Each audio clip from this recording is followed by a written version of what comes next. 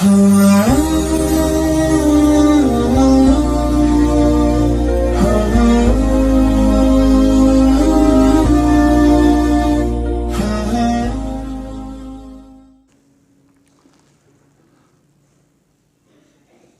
بالله من الشيطان الرجيم بسم الله الرحمن الرحيم وهو الذي خلق السماوات والأرض بالحق ويوم يقول كن فيكون قوله الحق وله الملك يوم ينفخ في الصور عالم الغيب والشهادة وهو الحكيم الخبير وإذ قال إبراهيم لأبيه آزر أتتخذ أصناما آلهة إني أراك وقومك في ضلال مبين وكذلك نري إبراهيم ملكوت السماوات والأرض وليكون من الموقنين سبحانك لا علم لنا إلا ما علمتنا إنك أنت العليم الحكيم. د دین اړوند آیاتونو مبارک کې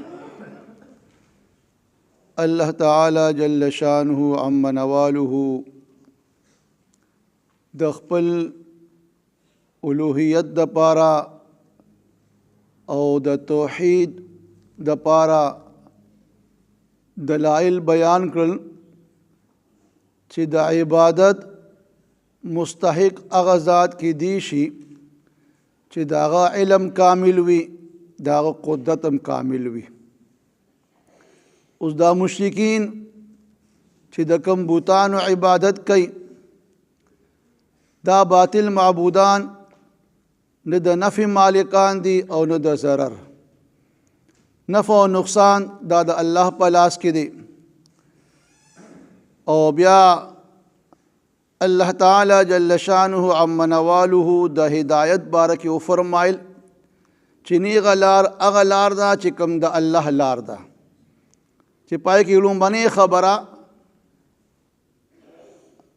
الله فرمای چې خپل حبیب ته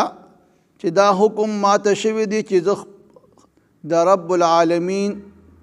تابعدار او منقاد وګرځم گویا په اخلاص سره د الله عبادت کول حکم دی. ورپسې بیا د مونځ باره کې حکم دی او دریم چې کوم دی د الله نه د یری باره کې حکم دی.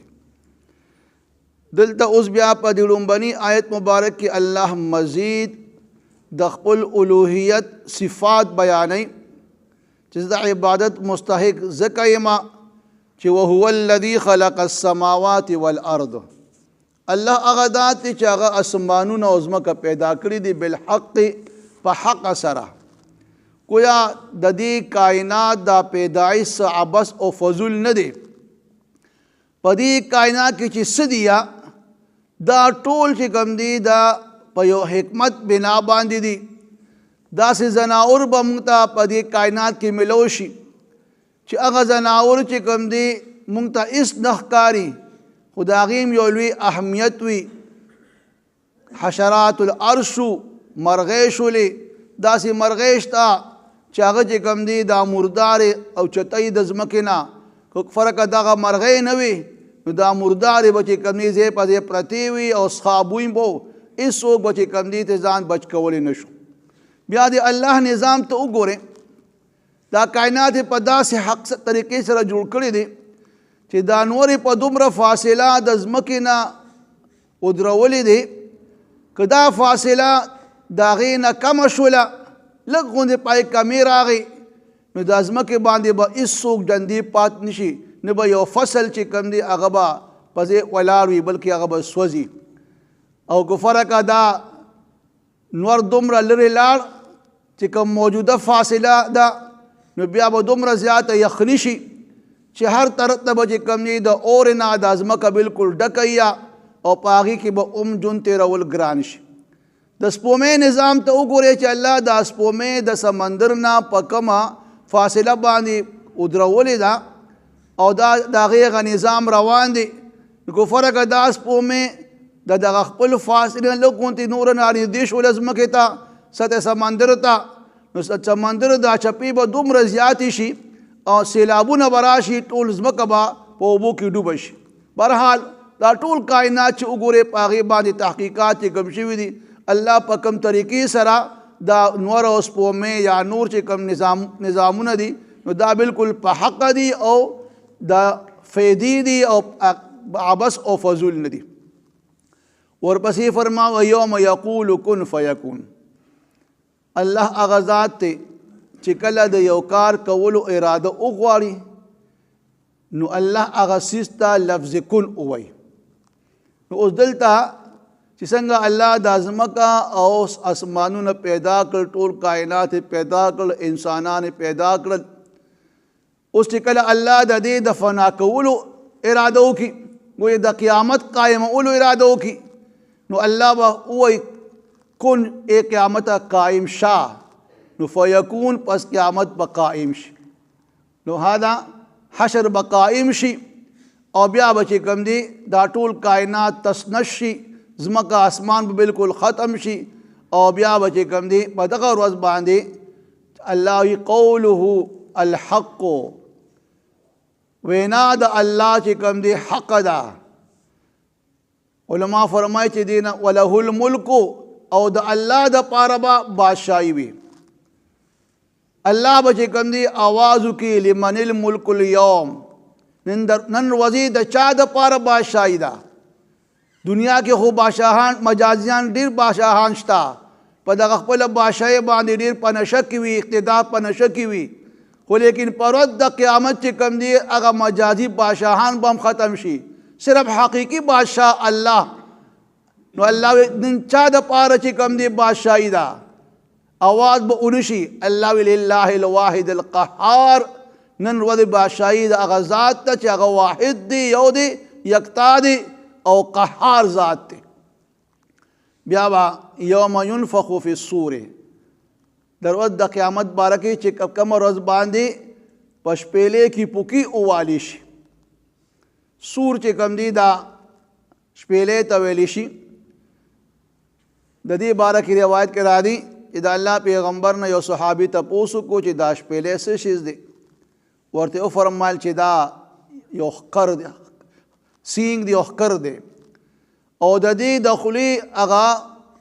کلاو د دې خولې هغه کلاوېدل دومره اندازه کې دي چې څومره ازمان او ځمکه چې کوم دی د هغې فاصله ده، دومره به چې کوم دی د هغې خوله کلوي.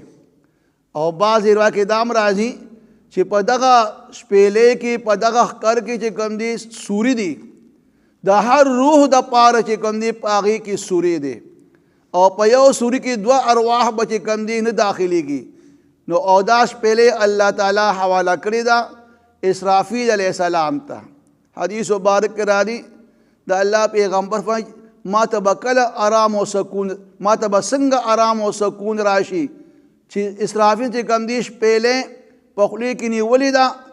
او غوږونه الله ته چې کوم دی متوجه کړي دي چې کله ما ته به حکم ملاویږي چې د بدې کې پوکي ووخم. نو اسلام چې کوم دی په دې انتظار د شپېلې د هغه په خولې کې ده چې کله د الله حکم وشو هغه به شپېلې کې پوکي وخي. او د دې باره کې بیا راځي چې دا 3 پوکي به وخي، په یو پوکي باندې به چې کوم دی دا خلک ټول چې کوم دی غبراهټ پې راشي، او دویم باندې به چې کوم دی دا ټول کائنات په تس نش شي، او په 3 پوکي باندې و بیا خلک دوباره بیا جمع دي شي، او حساب کتاب د پاره به بیا محشر کې د الله وړاندې حاضر وي. نو عالم الغیب والشهادت، الله هغه ذات دی چې هغه پوهه دی، عالم دی په پټ څیز باندې چې هغه لا وجود ته راغلی هم نه دی یا د خلقو نظر نه بهر دی، هغه پټ څیز باندې الله هم خبر دی. والشهادت، او چې کوم څیز موجود دی او حاضر دی او ښکاره دی په هغې هم الله خبردار ذات دی. الله به هر انسان ته د هغه د اعمالو مطابق بیا بدي ورکوي. وهو الحکیم الخبیر، او عمدہ اللہ حکمت والا دی او خبردار ذات دی. اس پر پس اللہ تعالیٰ دا ابراہیم علیہ السلام ذکر کئی.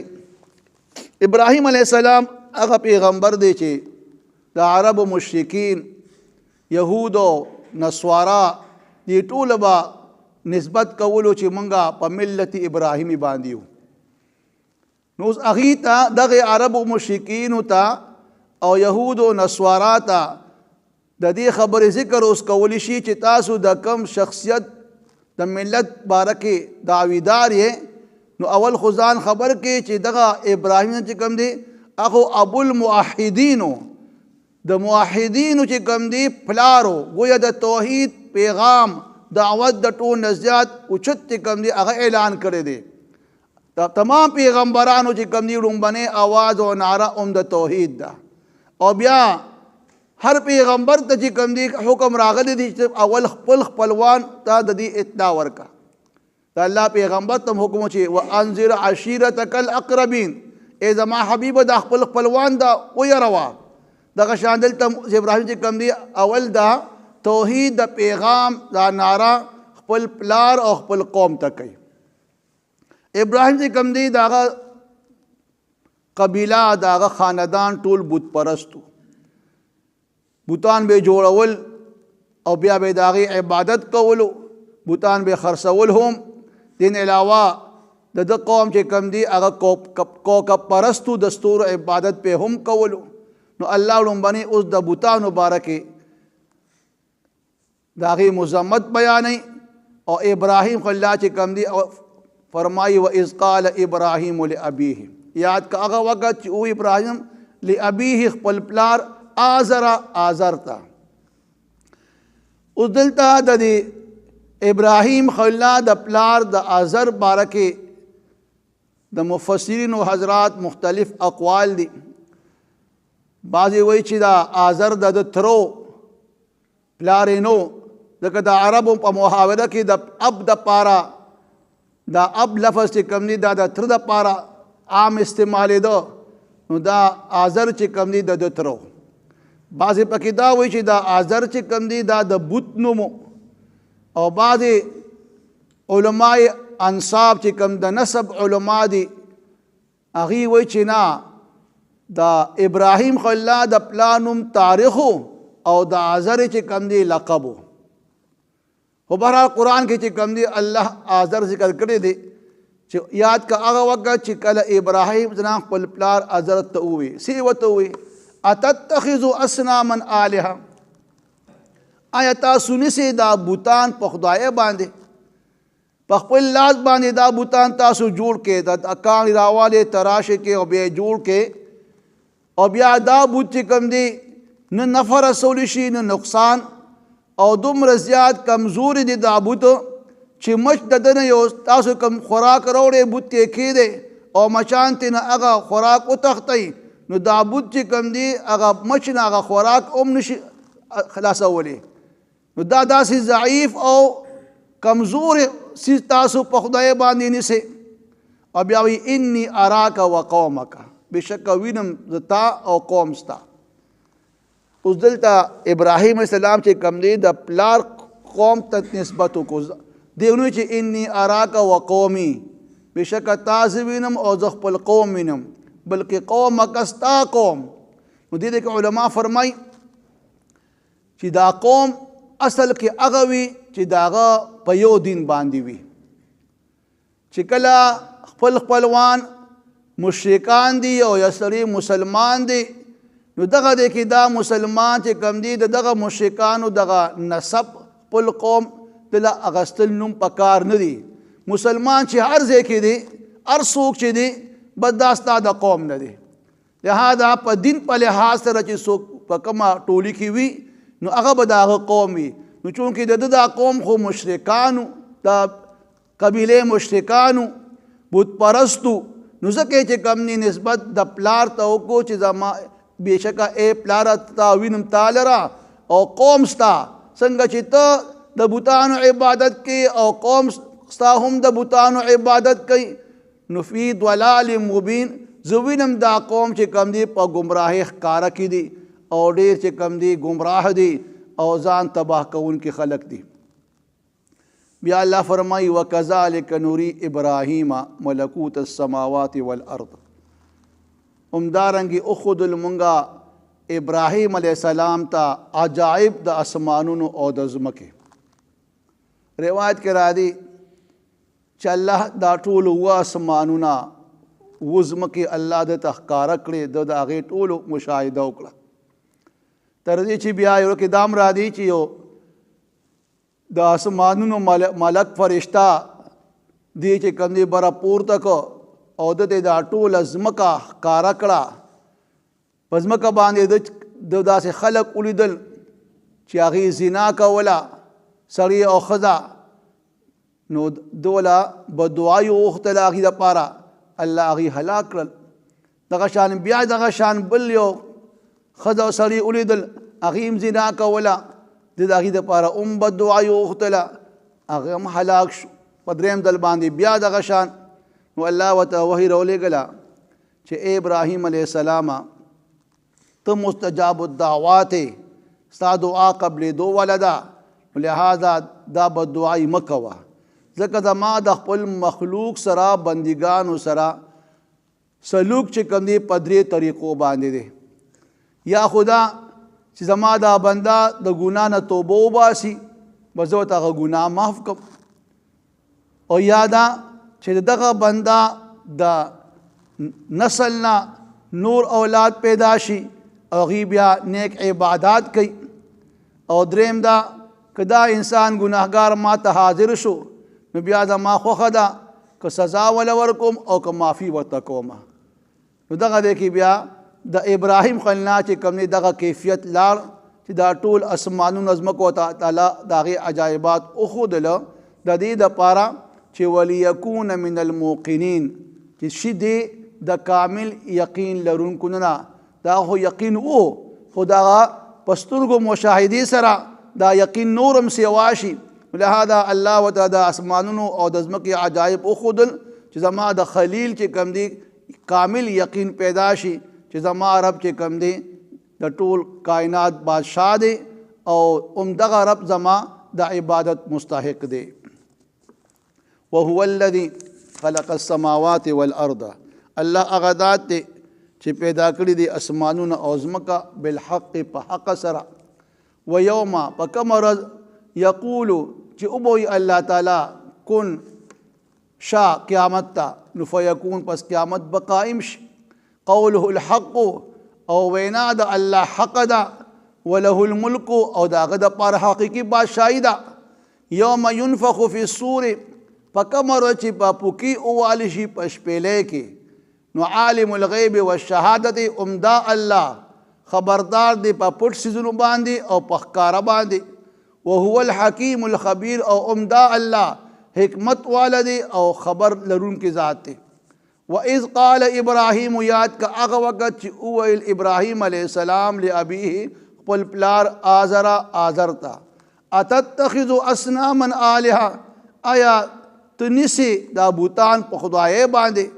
انی اراک و قومک بشک وینم زه تا لره او قوم ستا لره فی ضلال مبین په ګمراهۍ ښکاره کې وکذلک نری ابراهیم او دارنګې اخذل مونږه ابراهیم علیه السلام ته ملکوت السماوات والارض عجایبات د اسمانونو او د ځمکې ولیکون من الموقنین د پاره د دې چې دې د کامل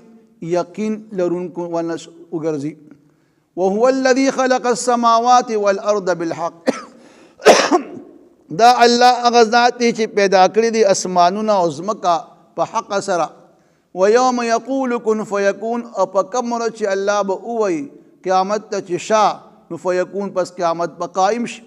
قوله الحق او وینا د الله حق ده وله الملک او د الله دپاره حقیقي بادشاهي ده یوم ینفخ فی الصور په کوم ورځ چې پوکي به ووالي شي په شپېلۍ کې عالم الغیب والشهادت نو دا الله خبردار دی په پټو څیزونو باندې او په ښکاره وهو الحکیم الخبیر او دا الله حکمت والا دی او خبر لرونکی ذات دی وَإِذْ قَالَ إِبْرَاهِيمُ یاد کا هغه وخت چې ویل ابراهیم علیه السلام لابیه خپل پلار آزر ته اتتخذ اصناما آلهه آیتانی ولیدي بوتان په خدایۍ باندې انی اراک و قومک بشک وینم زه تا او قوم ستا فی ضلال مبین په ګمراهۍ ښکاره کې وکذلک نری ابراهیم دارنګې اخذل مونږه ابراهیم علیه السلام ته ملکوت السماوات والارض عجایبات د اسمانونو او د ځمکې ولیکونا من الموقنین د دې دپاره چې دی شي د کامل یقین لرونکو نه